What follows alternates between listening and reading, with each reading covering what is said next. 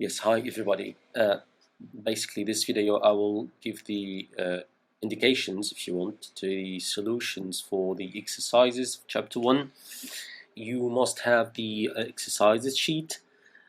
These exercises are obviously easy, but still I must actually give you a solution so that those who find difficulties could actually use it as a reference. Now here you have just a training, if you want, for the basic notions. In exercise 1, you are given some values of constants, and then you've been asked to first calculate the frequency in hertz and then the wave number, which is written as nu bar with a bar on top of it, in centimeter minus 1 for the following wavelengths. So I shall actually solve these very quickly. So let me just take this and add it to a new page. And what we will be doing is this. So first of all, the wave number, nu bar, is nothing else than 1 over nu, which is 1 over the wavelength. Okay, so obviously that's centimeters. And so the wave number is always used as centimeter minus 1. I think this is just a historical reason why we use the wave numbers, because basically at the end of the day it's the same as the wavelength. Okay, so what we get is in this case, in case of A, excuse me for the writing, but I have no other options. I don't have a pad. Nu, say it's A. What did I say? I mean, I made a mistake. I'm sorry. It's 1 over lambda. It's 1 over lambda. It's my mistake. So nu A bar is 1 over lambda A, which gives 1 over 10, so that's 1 over 10 centimeters, and that's 0.1 centimeter minus 1. Okay, so that's 0.1 centimeter minus 1. Now the rest of these is just a game of changing the units. Okay, so that's for B. For B, this is not a B, this is a B now. Not even now. Okay, so it's nu bar B is going to be 1 over 10 micrometers, and to go from micrometers to centimeters, it's 10 to the power minus 2. Actually, sorry, minus 6, because micrometer to meter minus 6, so 10 to the power minus 6 meters, and you multiply that by 2. So, well, let's see. Basically, this is going to give 10 to the power minus 5.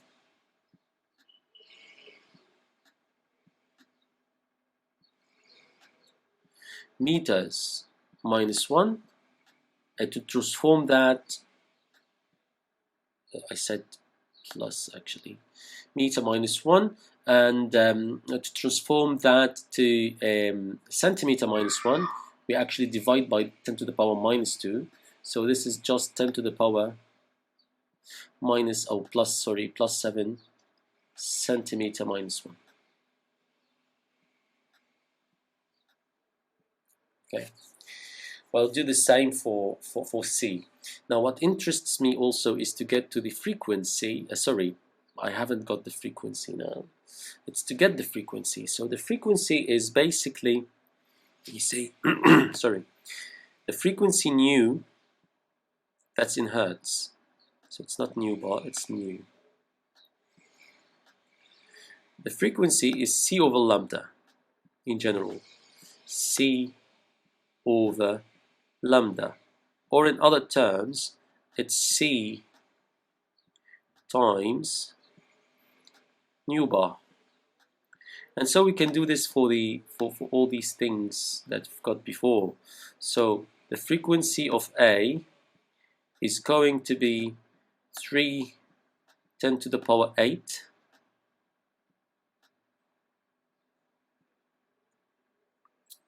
meters per second. And just here now, the lambda, or the lambda bar, new bar, oh my god, new bar or lambda must be actually in meter minus 1 or meters. Okay, so this gives us 0.1 centimeter minus 1 divided by 10 to the power minus 2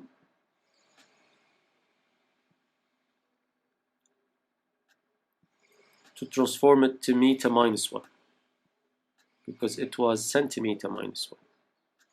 And from centimeters to meter, 10 to the power minus 2. So this gives us what? This gives us 3 10 to the power 9 hertz. 3 10 to the power 9 hertz. Okay, which is like 3 gigahertz. Okay, so the solutions so the solutions for the others, so for number C we get actually nu of C in hertz. It's going to be, give you the answer so that you can check your work. This is equal to 10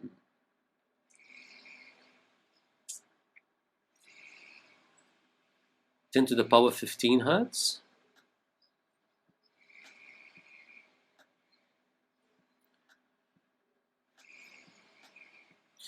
And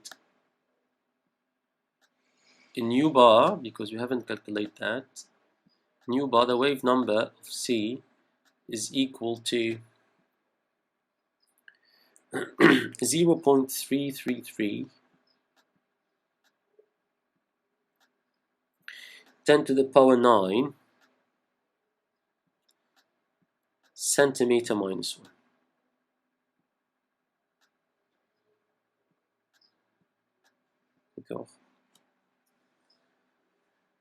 Okay, I think, let me check, I think I can give you also the frequency. So I can give you the frequency of A. We did it, frequency of B, sorry. So the frequency of B in hertz is going, you should find 30 or 3 10 to the power 13 hertz. And for C, it must be here. And for C, just the frequency, we just wrote it above. So you have to excuse me, I'm a bit, it's a Friday, and my neurons do not seem to work nicely on Friday. Great, so let's get to the second one. So the second one says that, let's take it here and add it to this new page. Now, on an infrared spectrum, we observe a peak at the wavelengths 16,000 or 1,686 centimeters minus 1. Due to the absorption of carbonyl group, so it's a chemical group, the value of the transmission is read on the spectrum to be 4%. Find the value of the absorbance. Simple. I mean, we've got transmission is 4%. 4%, if you do it actually on the calculator, or you divide 4 by 100, it's 0.04. Okay? So we need the absorption. A equals how much for this transmission? Well, we have to remember from the course that the transmission at a given lambda is basically minus log base 10 to the transmission at the same wavelength, obviously, log of t. And this is going to be 1.4.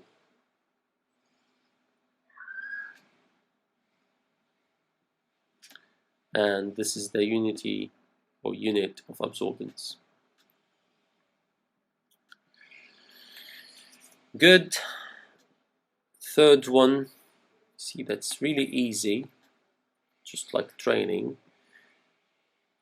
Add it to the current page. Yeah. So on a ultraviolet visible spectrum, okay, what did I do? Okay. We observe a band this time that has a maximum found at the wavelengths 340 nanometers. The value of the absorbance now at this maximum is 0.55 UA. Find the value of the transmission factor, so it's just the inverse of it, and the inverse of a log is power. So basically, if we have A, let me just get that here. If we have A actually is equal to 0.55, then basically T is nothing than 10 to the power minus A. So that's 10 to the power minus A, which if you put it numerically, it's going to be 28%. So 28% of the flux is being, or of the signal is being actually transmitted. Well, we finished the first exercise. Now we go to exercise 2, or problem 2, the Lambert law. Well, it says a solar protection cream is based on the absorption of ultraviolet radiations by titanium oxide particles. For an aqueous solution of this cream, with a concentration of 1 mg per liter, we found the absorbance to be 0.3 unit of absorbance at the wavelength 180 nanometers, when the width of the container that we are using is 1 centimeter. So the first approach that I usually do, honestly, is I just write down, for instance, the situation. So I have a solution of this cream which has these characteristics. The concentration is 1 mg per liter.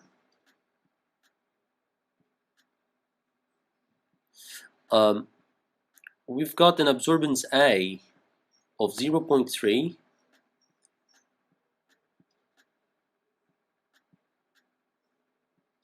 at lambda equal 180, and you will see later that absorbances and transmissions are not necessarily the same for all wavelengths. Okay, so I don't know why today I can't write very easily, but maybe it's your chance or my bad luck.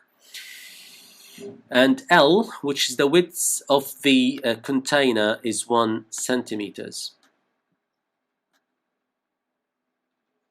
Okay.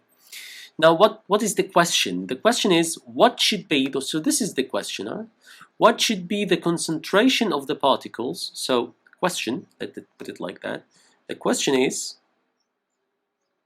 this looks like a lot of things, but not like questions.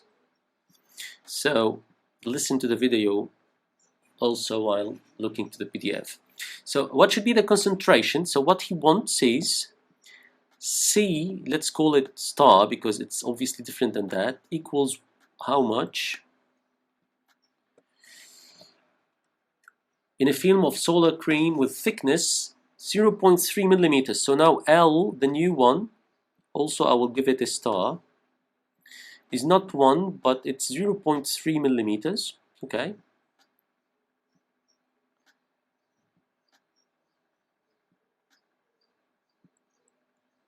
Okay, if the film absorbs at least 90%, So when the film absorbs, so the absorbance is 90%.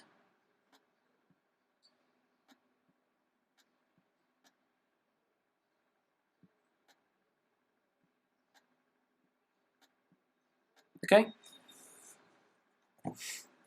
At the same wavelength, so at 180 nanometers. So my goal is to find C star. So what I can do is I can just write down how to get C star first. So what we definitely know is that the Bell-Lambert law, or Lambert law tells us that if we have an aqueous solution or a film in a certain thickness of the film or of the container, then the relationship between the absorbance, in this case, this absorbance is star, okay, everything is a star in here because that's a sphere, is equal to epsilon, which is the coefficient of absorbance or absorptivity at this wavelength, lambda, defined here, times L, thickness of the film or the width of the container. In this case it's L star because we are in the star here, and the concentration, in this case C star. Now what we want is the concentration. So the concentration is then given by C star, that's an unknown, equals to A star over epsilon times L star. Now the thing is, this one I know, this one I know, this one I don't, and this one is what I want to find. So now I need to find epsilon for this substance equals how much. If I get epsilon, then I can solve the question. But to get epsilon, well, I need to get it from this previous given. Why? Because here I have A, I have C, I have L, and the one remaining thing is epsilon. So what we will do is we will use the first set of data to calculate epsilon. Now the thing is, this epsilon is the same. That's why we're using another set of data. Why it's the same? Because epsilon is dependent on the molecules that are forming this solution. So this the solution type has not changed. So physically speaking, chemically speaking, the epsilon wouldn't change. So this is why we use the first here, the first set of data to get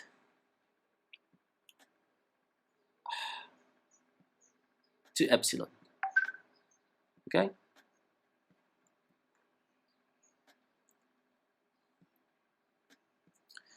Voila. What we are going to do is basically use again the Bell-Lambert law. A equals epsilon L times C, which leads to epsilon being equal to A over LC. And we've got all these values from the set of data given in this problem. A over L times C. Now remember that L should be in centimeters and the concentration in milligram per liters. So this gives us, if you want, I shall write that down. This is in unit of absorption. This must be in centimeter, and this must be in milligram per liters. So we've got the right values, and this is going to give us epsilon being 0.3 liter, centimeter minus 1, milligram minus 1, centimeter minus 1, milligram minus 1. Now I've got epsilon, and then I can use it in this. Okay, so I will take this again here.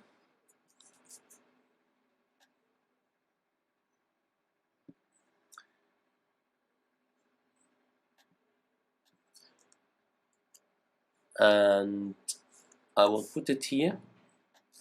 And this is epsilon, we have it. And so C prime is going to be equal to, or C star, sorry.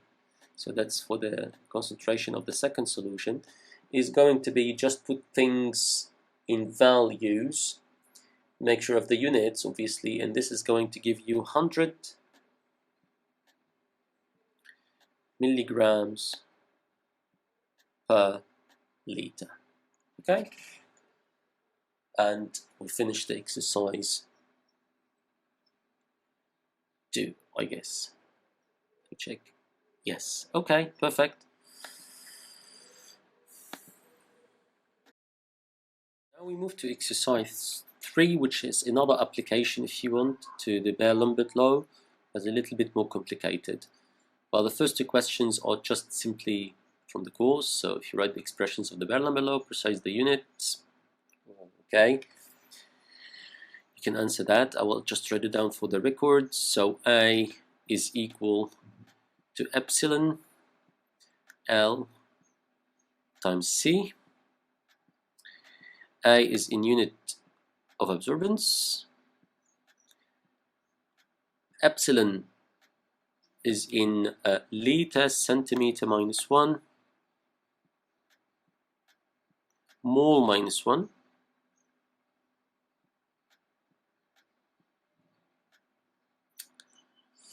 The length or the path or whatever you want to call it, it's everything that has to do with how much thick is the solution or the specimen that we're studying.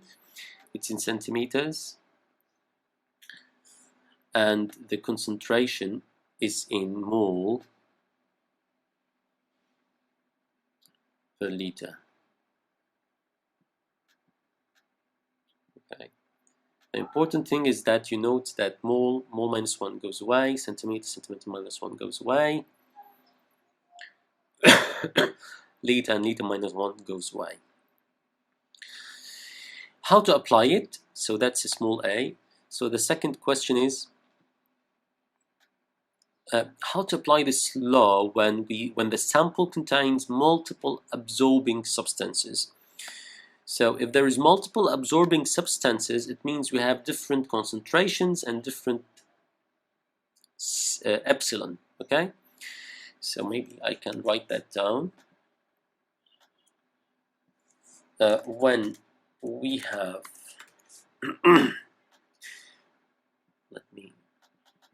when we have multiple absorbing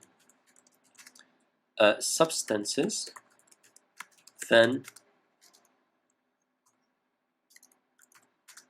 we have got different epsilons and different concentrations C, okay, associated with these substances. Okay, so how do we write the law then? Well, the law then states that the absorption of a sample that contains all these different substances is going to be L, which is not going to change because that's the path or the length of the container, sigma over I, obviously, for the product epsilon I times Ci. Obviously, this is at a specific lambda, so it's a specific wavelength, okay, of the light that is used, because the absorptivity or the coefficient of absorption, the epsilon, will depend on lambda, even for the same substance. Great.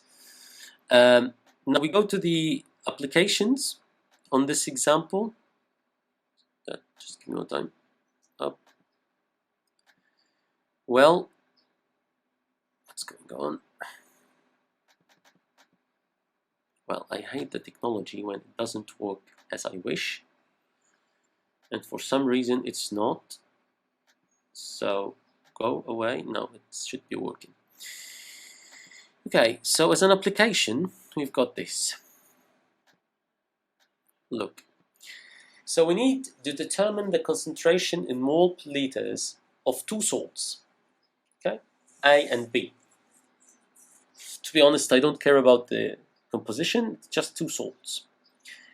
In an unknown sample in aqueous solution. So what we have, basically, we have a sample, okay, we have a sample, let's call it sample solution,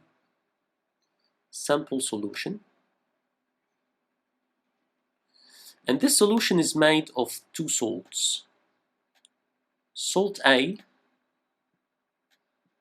and salt B. This is salt or substance A and substance B. Okay, great. We don't know the concentration of the solution. We record the spectrum and the visible range for each of these salts measured separately, and we get the analysis of this. So what we have done in another also, this one, A, is measured separately, and B, as a salt, is also measured separately. And for the values measured, we've got measurements done at two wavelengths. So let's take first the lambda equals to 510. At this wavelength, what did we find when we measured A and B as in separate solutions? We get to A, salt, the absorbance of A, so A, was found to be equal to 0.74 at this wavelength, or 714, and the concentration of A was found to be, it's found to be 1.5 10 to the power minus 1. Okay, so 1.5 10 to the power minus 1 mole per liter.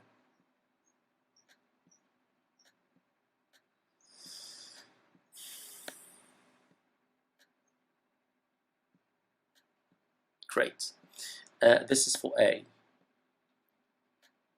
Now for the salt B, always at lambda equal 510, we find the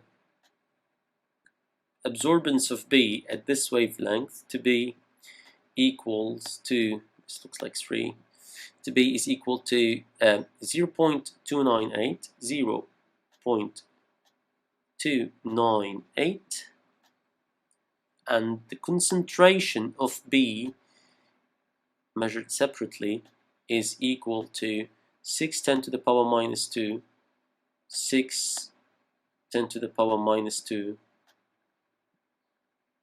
mole per liter. Okay, now obviously we have a set of data here on the salts measured separately that would allow us actually to get into one unknown, which is what? Which is the epsilon for A alone and epsilon for B alone at 510 in this case. Well, and this is the question. It gets calculate the four molar absorption coefficients, epsilon A at the two lambdas, and epsilon B at the two lambdas. So since we have written here the lambda for the first one, I will just solve for this. What did I say here? Okay, something has to be changed. No, it's fine. So go to a new page. Okay. Well, so for lambda equal 510, 510 nanometers, what happens is the following. We all know that the A equal to epsilon C times L. So here we're talking about A. We're talking at 500 nanometers. Okay? And this is the absorption of A at lambda equal 510 nanometers. Good? Voila. And then simply then we get the epsilon, and I will write it as it's written in the it is epsilon of A at lambda equal 510 nanometers. This is, I've written it like this in the given of the exercise, so we can use the same notation. It's simply equal, what did I do? It's simply equal to A at this wavelength over CA times L. L C A. Okay, and if we put these values, we will get 4.76. Yeah, 4.76 liter centimeter minus 1 mole minus 1. Liter centimeter minus 1 mole minus 1. Now you do the same things for if you want the absorption of B also at the same wavelength, because that's what we are taking now, 510. You do exactly the same thing and you get to epsilon of B at 510 nanometers. You'll find it at Tonte, you will find it at 4.966, 4.966, almost 0.97 liter centimeter minus 1 mole minus 1. Now, same reasoning, same analysis for lambda equal 575, and you just go to the given and you take the values of the absorbances and the concentrations. Concentrations wouldn't change, it's the absorbance that will change. 575 nanometers. Okay, so this will give you for reference the epsilon of A at 575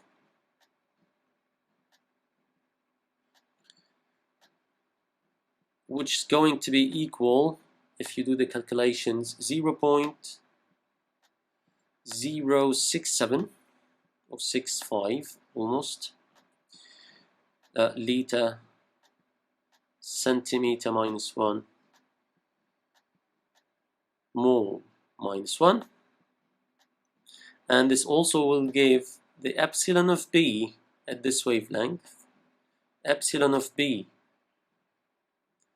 at the wavelengths 575. It gives 12.58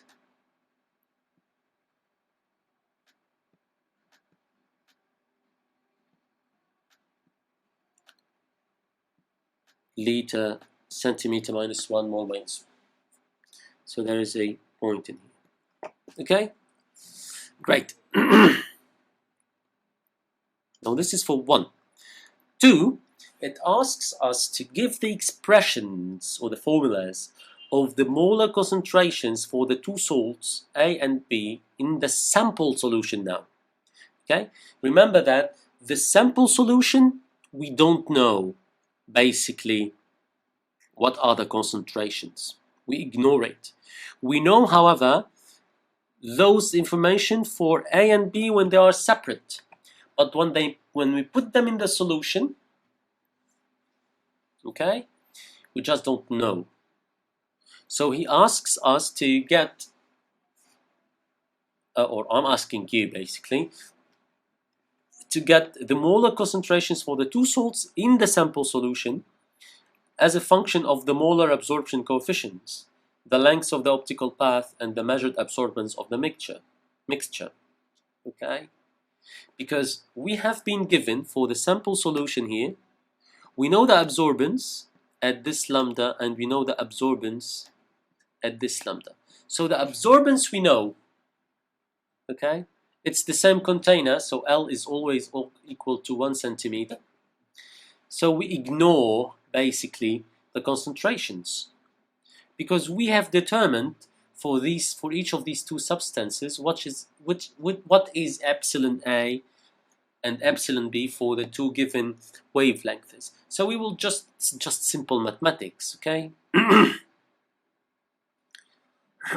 Donc small 2. What we need to know basically is for the solution that contains A and B,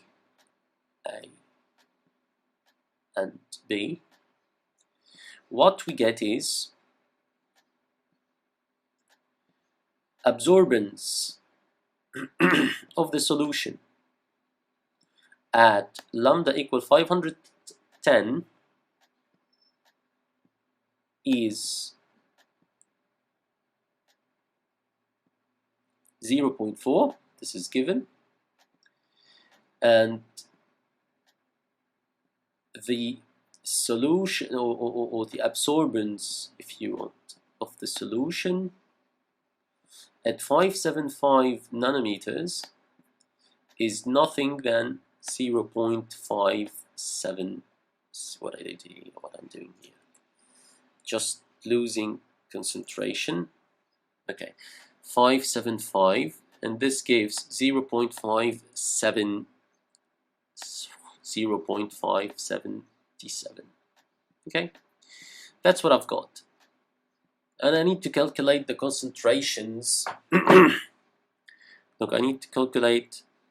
Start, let's say, at 510 nanometers. That's the case that I'm gonna start with. I need to calculate the concentration of A in the solution and the concentration of B in the solution. That's what I need to determine. Okay? How shall I do that? Well, obviously, we are going to use the Lambert law for the case where we have several substances in a solution. So the general expression of the Lambert law tells us A at a given wavelength. So say in this case it's going to be this one. So A at 510, because I'm considering this case, obviously of the solution, is equal to L, that doesn't change, sigma of I, epsilon I, Ci.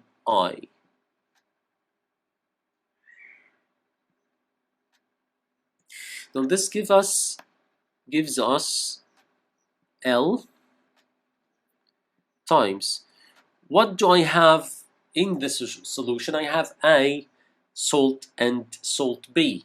So I'm gonna have to use this one of A times concentration of A now in the solution, because that's the relation related to the absorption of the entire solution. So that's one thing that I need. And epsilon A is going to be at the same wavelength that I'm studying here, which is 510, that we just calculated in the previous question. Plus, because we have the salt B, so it's a sigma, so it's epsilon of B, same thing at 510, and the concentration of B in the solution. Now you look at that and you see that we have more than two, or we have two at least, basically, unknowns, right? Look, L is known. This one I know. L I know. This one I know.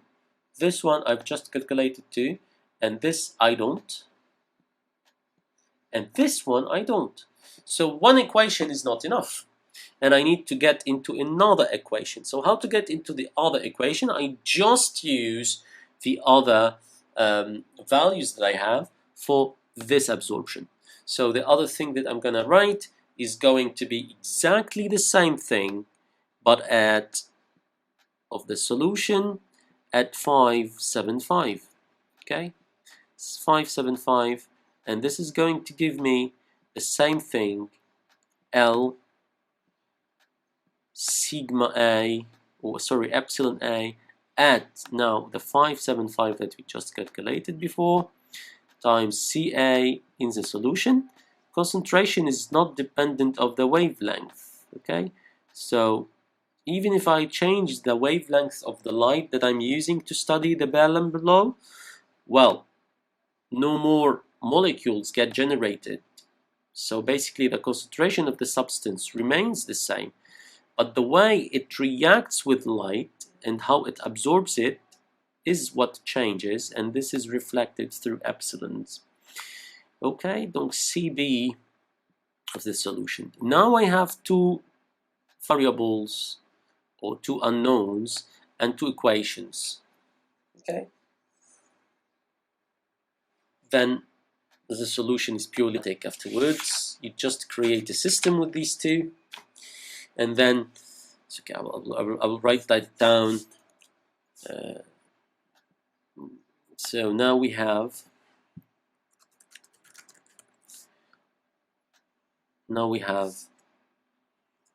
two unknowns and two equations. So we create a system of equation. We create and solve the system of equation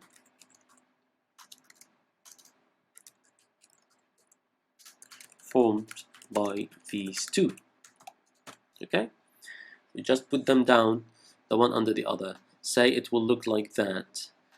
I'm just avoiding to write too much because honestly that's not nice.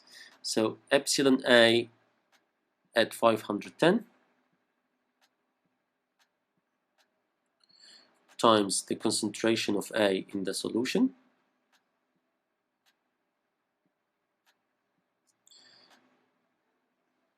plus epsilon of B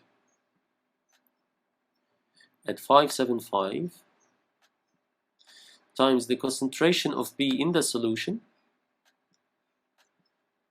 That's what we need to find in the solution.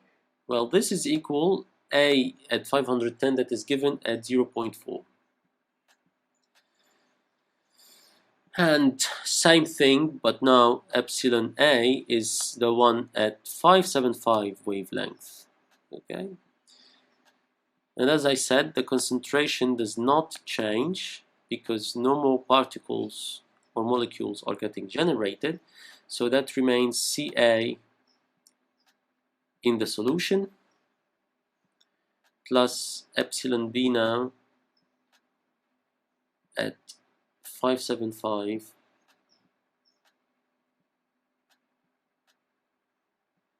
Cb in the solution. And this absorbance, this law gives the absorbance which is equal to 0.577, 0.577. Okay, now I leave you to solve this problem or to find the relationships. It's just that you must take, say, one is a function of the other. So for example, Ca in the solution, if I take it from the first equation, let's do it like that. We'll take this here. We can say that Ca is going to be equal to 0.4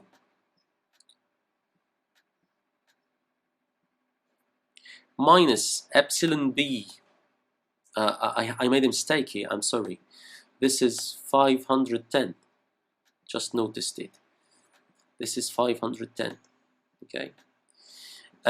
Yeah, so minus epsilon b CB, donc epsilon b 510 CB in the solution. It's an agony, to be honest, to work on these whiteboards if you don't have a pad, and I don't. Right, divided by or multiplied by 1 over epsilon a at 510. So that's CA. Now obviously you can take this value and instead of CA you replace it with this expression inside here. And so what you get basically is a relationship that has only CB. Okay? Just try it and you will get the expressions, because it's going to be an agony to write all that down again. Just take this expression and put it instead of CA solution in the second equation, and then you will remain with epsilon A's and B's for the different wavelengths. These are numbers, we just calculate them, and only CB. Once you've got CB, you put it back in here and then you get CA. And that's it.